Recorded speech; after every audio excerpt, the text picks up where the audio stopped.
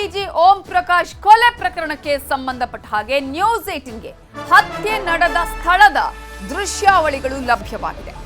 Dining ಹಾಲ್ನಲ್ಲಿ ರಣಭೀಕರವಾಗಿ ಹತ್ಯೆಯನ್ನ ಮಾಡಲಾಗಿದೆ. ನಿನ್ನೆ ಯಾವ ರೀತಿಯಾಗಿ ಹತ್ಯೆ ಮಾಡಲಾಗಿತ್ತು, ಎಲ್ಲಿ ಹತ್ಯೆ ಮಾಡಲಾಗಿತ್ತು ಅನ್ನೋದ್ರ ದೃಶ್ಯ ನ್ಯೂಸ್ 18ಗೆ ಲಭ್ಯವಾಗಿದೆ. ಹೊಟ್ಟೆ ಕುತ್ತಿಗೆಗೆ ಚಾಕು ಇರಿದಿದ್ದು ಪತ್ನಿ ಪಲ್ಲವಿ ಹಾಗೆಯೇ ಮಗಳು ಕೃತಿ. 15ರಿಂದ 20 ನಿಮಿಷಗಳ ಕಾಲ ವಿಲ ಒದ್ದಾಡಿ ನಿವೃತ್ತ ಐಜಿ ಪ್ರಾಣ ಬಿಟ್ಟಿದ್ರು. ಒದ್ದಾಡಿದ್ದ ರಭಸಕ್ಕೆ ಡೈನಿಂಗ್ ಹಾಲ್ ರಕ್ತಮಯವಾಗಿತ್ತು.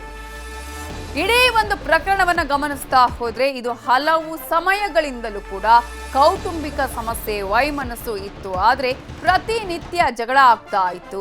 ಈ ಜಗಳ ವಿಕೋಪಕ್ಕೆ ತಿರುಗಿ ಕೊಲೆಯಲ್ಲಿ ಅಂತ್ಯ ಆಗಿದೆ. ಹಾಗಾದ್ರೆ ಈ ಘಟನೆ ಯಾವ ರೀತಿಯಾಗಿ ನಡೆಯಿತು, ಇದರ ಭೀಕರತೆ ಎಷ್ಟರ ಮಟ್ಟಿಗೆ ಇದೆ, ಅಲ್ಲಿ ಯಾವ ರೀತಿಯಾಗಿ ದೃಶ್ಯಾವಳಿಗಳು ಲಭ್ಯವಾಗಿದೆ, ಇದನ್ನ ನಿಮಗೆ ತೋರಿಸ್ತಾ ಇದ್ದೀವಿ. ಅಲ್ಲಿ ಪತ್ನಿ ಮತ್ತು ಪುತ್ರಿ ಭೀಕರವಾಗಿ ಹತ್ಯೆ ಮಾಡಿದ್ದಾರೆ. 8ರಿಂದ 10 ಬಾರಿ ಚುಚ್ಚಿ ಕೊಲೆಯನ್ನ ಮಾಡಲಾಗಿದೆ. ರಕ್ತದ ಮಡುವಿನಲ್ಲಿ ಓಂ ಪ್ರಕಾಶ್ ಅವರು ಇದ್ದಿದ್ದು, ಅಲ್ಲೂ ಆಗ್ತಾ 15ರಿಂದ 20 ನಿಮಿಷಗಳ ಕಾಲ ವಿಲ ಅಂತ ಒದ್ದಾಡಿ ಅಲ್ಲಿ ಪ್ರಾಣವನ್ನ ಬಿಟ್ಟಿದ್ದಾರೆ. ಅದರ ದೃಶ್ಯಾವಳಿಗಳು ನ್ಯೂಸ್ 18ಗೆ ಲಭ್ಯವಾಗಿದೆ. ಹೊಟ್ಟೆ ಕುತ್ತಿಗೆಗೆ ಚಾಕನ್ನ ಇದ್ದಿದ್ಲು ಪತ್ನಿ ಹಾಗೆಯೇ ಮಗಳು. ಈ ಒಂದು ದೃಶ್ಯಗಳು ನ್ಯೂಸ್ 18ಗೆ ಲಭ್ಯವಾಗಿದೆ. ಡೈನಿಂಗ್ ಹಾಲಲ್ಲಿ ರಣಭೀಕರವಾಗಿ ಹತ್ಯೆಯನ್ನ ನಡೆಸಲಾಗಿತ್ತು. ಇದೇ ವಿಚಾರಕ್ಕೆ ಸಂಬಂಧಪಟ್ಟ ಹಾಗೆ ಇನ್ನಷ್ಟು ಡೀಟೇಲ್ಸ್ ಅನ್ನ ಕೊಡೋದಕ್ಕೆ ನಮ್ಮ ರಿಪೋರ್ಟರ್ ಮಂಜುನಾಥ್ ಈಗ ನೇರ ಸಂಪರ್ಕದಲ್ಲಿ ಜಾಯ್ನ್ ಆಗಿದ್ದಾರೆ. ಮಂಜುನಾಥ್, ಈ ಒಂದು ಘಟನೆಯ ಭೀಕರತೆಯೇ ಹೇಳುತ್ತೆ ಯಾವ ರೀತಿಯಾಗಿ ಈ ಒಂದು ಘಟನೆ ನಡೆದಿದೆ, ಯಾವ ರೀತಿಯಾಗಿ ಚಾಕುವಿನಿಂದ ಚುಚ್ಚಿ ಹಲ್ಲೆಯನ್ನ ಮಾಡಲಾಗಿತ್ತು ಅಂತ ಹೇಳಿ. ಇದೀಗ ಈ ಪ್ರಕರಣಕ್ಕೆ ಸಂಬಂಧಪಟ್ಟ ಹಾಗೆ ಯಾವ ರೀತಿಯಾಗಿ ಅಪ್ಡೇಟ್ಸ್ ಸಿಗ್ತಾ ಇದೆ? ಖಂಡಿತವಾಗ್ಲೂ ನವಿತಾ, ಈ ಪ್ರಕರಣ ನಿನ್ನೆ ಮೊನ್ನೆದಲ್ಲ. ಯಾಕೆ ಅಂತ ಹೇಳಿದ್ರೆ ಹಳೆ ಸುಮಾರು 10 ವರ್ಷಗಳ ಹಿಂದೆಯಿಂದ ಕೂಡ ಗಂಡ ಹೆಂಡತಿ ನಡುವೆ ಸಾಕಷ್ಟು ಗಲಾಟೆ ಆಗ್ತಾನೆ ಇರತಕ್ಕಂಥದ್ದು. ಸದ್ಯಕ್ಕೆ ಇದರ ಬಗ್ಗೆ ಕೂಡ ಸಾಕಷ್ಟು ಪೊಲೀಸ್ ಠಾಣೆಯಲ್ಲಿ ಸ್ವತಃ ಹೆಂಡತಿ ಪಲ್ಲವಿಯಿಂದ ದೂರನ್ನು ಕೂಡ ದಾಖಲಿಸಿಕೊಂಡಿರ್ತಕ್ಕಂಥದ್ದು. ಆದರೆ ಯಾವುದೇ ಪ್ರಕರಣಕ್ಕೂ ಈ ಒಂದು ಕಂಪ್ಲೇಂಟ್ ಅನ್ನು ಕೊಟ್ಟರೆ ಜಸ್ಟ್ ಒಂದು ಅಕ್ನಾಲೇಜ್ಮೆಂಟ್ ಅನ್ನು ಕೊಟ್ಟು ಕಳಿಸ್ತಾ ಇರತಕ್ಕಂಥದ್ದು ಪೊಲೀಸ್ ಅಧಿಕಾರಿಗಳು. ಬೆಂಗಳೂರು HSR ಲೇಔಟ್ ಸೇರಿದಂತೆ ನಗರದ ವಿವಿಧ ಎಡೆಗೆ ಒಂದು ದೂರನ್ನು ದಾಖಲಿಸಿರ್ತದ್ದು. ಜೊತೆಗೆ ಸ್ವತಃ ಪೊಲೀಸ್ ಕಮಿಷನರ್ಗೂ ಕೂಡ ಸಾಕಷ್ಟು ಬಾರಿ ದೂರನ್ನು ಕೊಟ್ಟಿರ್ತಕ್ಕಂಥದ್ದು ಪಲ್ಲವಿ. ಆದರೆ ಯಾವುದಕ್ಕೂ ಕೂಡ ಸ್ಪಂದನೆಯನ್ನು ಪೊಲೀಸ್ ಕಡೆಯಿಂದ ಬಂದಿಲ್ಲ ಕಾರಣ ಈಕೆ ಸಾಕಷ್ಟೊಂದು ಮಾನಸಿಕವಾಗಿ ಕುಗ್ಗಿರ್ತಕ್ಕಂಥದ್ದು. ಜೊತೆಗೆ ಇನ್ನು ಓಂ ಪ್ರಕಾಶ್ ಅವರ ವಿಚಾರಕ್ಕೆ ಬರೋದಾದ್ರೆ ಇವರನ್ನ ಅಂದ್ರೆ ಹೆಂಡತಿಯನ್ನ ಸ್ವತಃ ಈ ಒಂದು ಬೇರೆ ರೀತಿಯಲ್ಲಿ ಒಂದು ನೋಡ್ತಾ ಇದ್ದ ಮತ್ತೆ ಬೇರೆ ಬೇರೆ ಮಾತುಗಳಲ್ಲಿ ಈಕೆಯನ್ನ ಬೈತಾ ಇರ್ತಕ್ಕಂಥ ಕೂಡ ಬೆಳಕಿಗೆ ಬಂದಿರುವ ತನಿಖೆಯಲ್ಲಿ. ಇನ್ನು ನಿನ್ನೆ ನಡೆದಂತ ಘಟನೆಗೆ ಬರೋದಾದ್ರೆ ನಿನ್ನೆ ಸಂಜೆ ಸುಮಾರು 4 ಗಂಟೆಯಿಂದನೇ ಅಂದ್ರೆ ಬೆಳಗಿನ ಜಾವ 10 ಗಂಟೆಯಿಂದ 4 ಗಂಟೆವರೆಗೂ ಕೂಡ ಗಲಾಟೆ ಆಗ್ತಾನೆ ಇರ್ತಕ್ಕಂಥದ್ದು. ಸದ್ಯಕ್ಕೆ ತಡವಾಗಿ ಕೊಲೆಯಾಗಿ ಸುಮಾರು 15ರಿಂದ 20 ನಿಮಿಷಗಳ ಕಾಲ ಗಲಾಟೆ ಆಗಿರ್ತಕ್ಕಂಥದ್ದು. ಗಲಾಟೆ ಆಗಿ ಈಕೆ ಮೊದಲಿಗೆ ನೀವು ವಿಜುವಲ್ಸ್ ಅಲ್ಲಿ ನೋಡ್ತಾ ಇರಬಹುದು, ಮೊದಲಿಗೆ ಖಾರದ ಪುಡಿ ಕಣ್ಣಿಗೆ ಏರಿಸ್ತಾರೆ. ಕಣ್ಣಿಗೆ ಹೆಚ್ಚಾದ ನಂತರ ವಿಲ ಅಂತ ಒದ್ದಾಡ್ತಿರ್ತಕ್ಕಂಥದ್ದು. ಜೊತೆಲಿ ಪೊಲೀಸರು ಹೇಳೋ ಪ್ರಕಾರ ಓಂ ಪ್ರಕಾಶ್ ನಿನ್ನೆ ಸಂಜೆ ಅಂದ್ರೆ ನಿನ್ನೆ ಸಾಯಂಕಾಲ ಒಂದು ಝೊಮ್ಯಾಟೊ ಅಥವಾ ಸ್ವಿಗ್ಗಿಯಲ್ಲಿ ಊಟವನ್ನ ತರಿಸ್ಕೊಂಡಿರ್ತಕ್ಕಂಥದ್ದು. ತಟ್ಟೆಯಲ್ಲಿ ಊಟವನ್ನ ಮಾಡಬೇಕಾದ್ರೆ ಮೀನನ್ನ ತಿಂದಿರ್ತಾರೆ. 2 ಮೀನುಗಳಲ್ಲಿ 1 ಮೀನನ್ನ ತಿಂದಿರ್ತಾರೆ.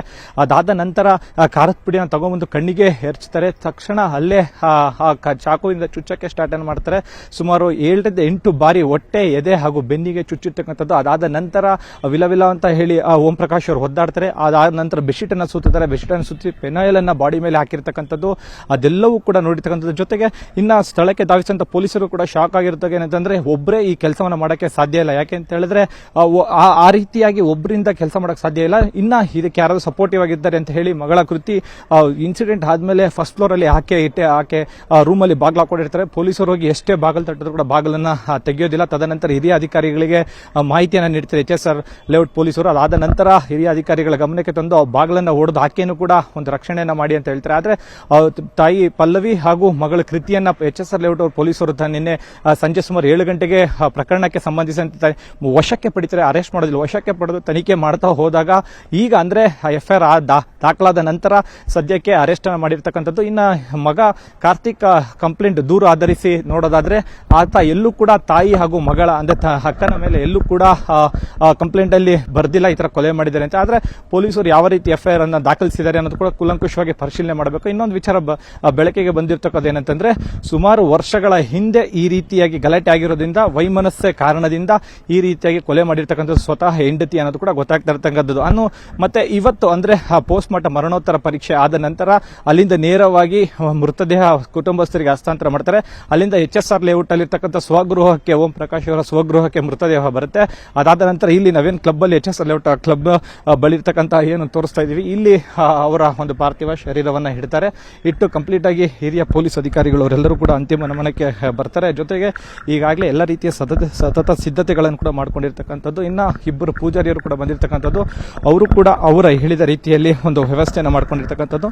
ಇನ್ನ ಇಲ್ಲಿಂದ ನೇರವಾಗಿ ವಿಲ್ಸನ್ ಗಾರ್ಡನ್ಗೆ ಪಾರ್ಥಿವ ಶರೀರವನ್ನು ಶಿಫ್ಟ್ ಮಾಡ್ತಾರೆ. ಅಂದ್ರೆ ಅಲ್ಲಿ ಹೋಗಿ ಅಂತಿಮ ಅಂತ್ಯ ಸಂಸ್ಕಾರವನ್ನು ಕೂಡ ನೆರವೇರಿಸ್ತಾರೆ ಅನ್ನೋದು ಕೂಡ ಗೊತ್ತಾಗ್ತಾ ಇರ್ತಕ್ಕಂಥದ್ದು ನವಿತಾ.